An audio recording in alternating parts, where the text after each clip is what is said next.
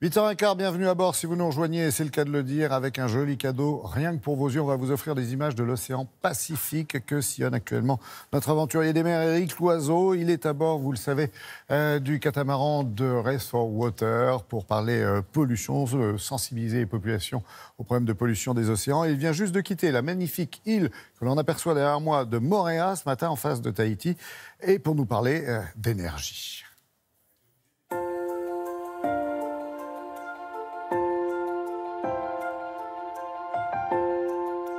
Bonjour, ici Éric Loiseau, ambassadeur de la Fondation Race for Water et envoyé spécial de Télématin dans le Pacifique. Nous quittons la Polynésie, nous sommes au large de l'île de Moorea et en route vers les Samoa, distantes d'environ 2400 km.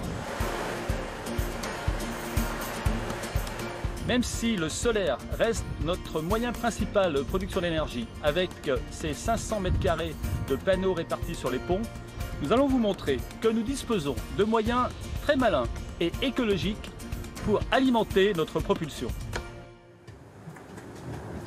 Ah Martin, écoute, on est vent arrière, il y a 11 nœuds de vent, on pourrait peut-être envoyer le kite, qu'est-ce que t'en penses? C'est ce que je regardais, là le vent il est bien stabilisé maintenant, je pense que c'est un bon moment pour voler.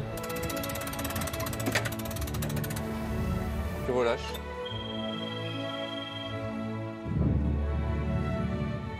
C'est quoi tous ces cadrans là? Tu fais quoi sur le pont actuellement là?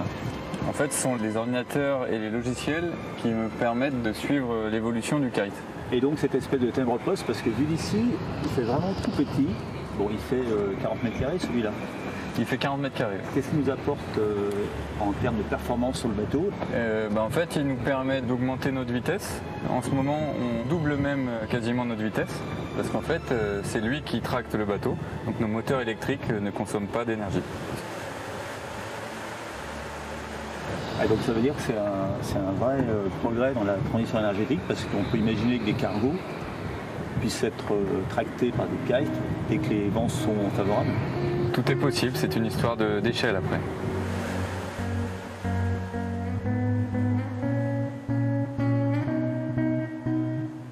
En fait, quand on a une journée comme aujourd'hui où on fait beaucoup de kites, on peut utiliser l'énergie que consomment habituellement nos moteurs électriques pour produire de l'hydrogène. Donc là, je vais aller démarrer la production d'hydrogène. D'accord, donc tu vas me montrer comment on fait. Exactement. Ici, on a notre stockage d'hydrogène, on voit qu'on est à 12%. Donc l'idée, c'est d'augmenter ce stockage pour augmenter notre autonomie. Et donc là, je vais démarrer l'électrolyseur master. Donc, on produit de l'hydrogène de manière écologique. On part de l'eau de mer, H2O. On ne conserve pas l'oxygène, O2, on récupère l'hydrogène H2 qu'on stocke. Donc maintenant on marche à l'hydrogène. Oui, c'est bien ça. Et on s'aperçoit de rien. On a simplement changé la source d'énergie. Et voilà, nous sommes arrivés aux îles Samoa avec 2 jours d'avance sur les prévisions, grâce au kite, au solaire et à l'hydrogène.